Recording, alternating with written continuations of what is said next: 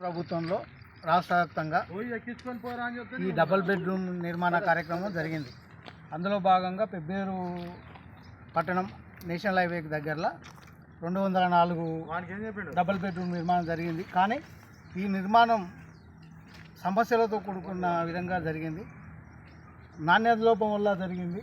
వర్షాభావం వల్ల పైన సరైన ఇది లేక వాటర్ దిగుతుంది. ఇందులో వాడవలసిన క్వాలిటీ వాడలేదు. కాంట్రాక్టర్ మెయింటెనెన్స్ సరిగా చేయలేదు. ఇది ప్రభుత్వ నిర్లక్ష్యం, కాంట్రాక్టర్ నిర్లక్ష్యం కారణంగా ఇక్కడ లబ్ధిదారులు సమస్యలు ఎదుర్కొంటున్నారు. ముఖ్యంగా డ్రైనేజ్ విషయం. ఇక్కడనే డ్రైనేజ్ ఉంది. ఈ డ్రైనేజ్లో లీక్ వచ్చి సాయంత్రం అయితే విపరీతమైన దుర్గంధన వాసన, ఆ తర్వాత దోమల బెడద విపరీతంగా ఉంది. డ్రైనేజ్ పంపించవలసిన మోరీ కూడా సక్రమంగా నిర్మాణం జరగలేదు. ఖాళీలోని ప్రతి రోడ్లు మొత్తం గడ్డితో కూడుకున్న మట్టి గడ్డి గలీజుగా వ్యవహారంగా ఉంది. దీనికి రక్షణ చేయాల్సిన అవసరం ఉంది. ఏదో తాంబూలం ఇచ్చుకొని తన్నుకుదామండి అని చెప్పి గత ప్రభుత్వం ఏదో బెడ్రూమ్లు ఇచ్చినాం, కంటి తుడుపు చర్యగా వెళ్ళిపోయినా ఉన్న విధంగా ప్రవర్తించి ఎక్కడ కూడా సీసీ రోడ్ల నిర్మాణం అసలు లేదు. ఇంకోటి వీళ్ళకి రక్షణగా ప్రహరీ కూడా కంపల్సరీ అవసరం. మొత్తం టోటల్గా ఈ కాలనీలో దానికి సీసీ రోడ్ అవసరం.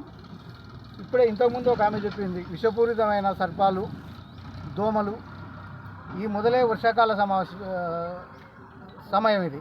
విపరీతమైన దోమలు ఇక్కడ ఉండే పిల్లలకు కానీ పెద్దలకు కానీ అవి దాని దగ్గర నుంచి విషజ్వరాలు ఎక్కువగా ప్రబలుతున్నాయి.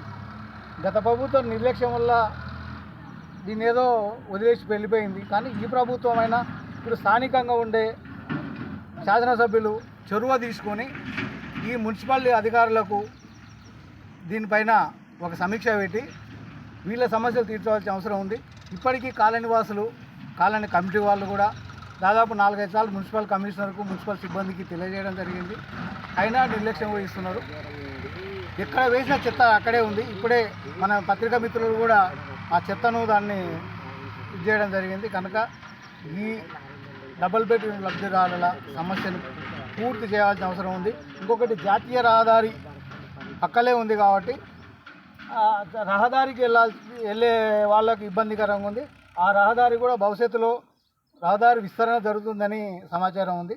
దానికి ఇబ్బందిగా ఉంటుంది కాబట్టి దానికి వాల్గోడ కూడా ఉంది. ఆ తర్వాత దాని పక్కన ఒక పెద్ద గోతి ఉంది. గోతి నిండా మొత్తం మురికి నీళ్ళు. ఇప్పుడు మనం తీసుకుందాం విజువల్స్. మొత్తం మురికి నీళ్ళు. ఆ నీళ్ళల్లో మొత్తం దోమలు, దుర్గంధ వాసన. ఆ దోమల దగ్గర నుంచి ఇక ఉండే లబ్ధిదారులకు మొత్తం జ్వరాలు, ఇబ్బందికరంగా పరిస్థితిలో ఉన్నారు. వీళ్ళు ఏదో ఊరిపేట వదిలేసి వీళ్ళను ఊర్లో సుఖంగా ఉందామనే అధికారులు కాదు, ఊరిపేట ఉండే వీళ్ళని కూడా పట్టించుకోవాల్సిన అవసరం ఉంది. ఇదే డబుల్ బెడ్రూమ్ ఊళ్ళో నిర్మించింటే ఇబ్బంది లేకుండా ఉంటుండే. కనుక ఈ డబుల్ బెడ్రూమ్ లబ్ధిదారులను వదిలేయద్దు.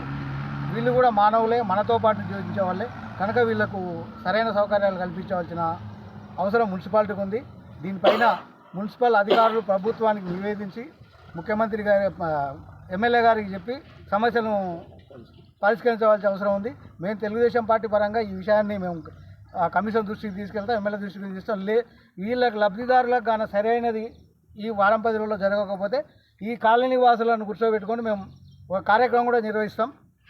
తీవ్రంగా దీని మీద ఇది చేస్తాం. ఎందుకంటే ఊరికి దూరంగా వచ్చి నివాసం ఉంటున్నారు. వీళ్ళకి రక్షణ కావాల్సిన అవసరం కల్పించవలసిన ప్రభుత్వానికి ఉంది, మున్సిపాలిటీ అధికారులకు ఉంది, మన అందరికీ ఉంది.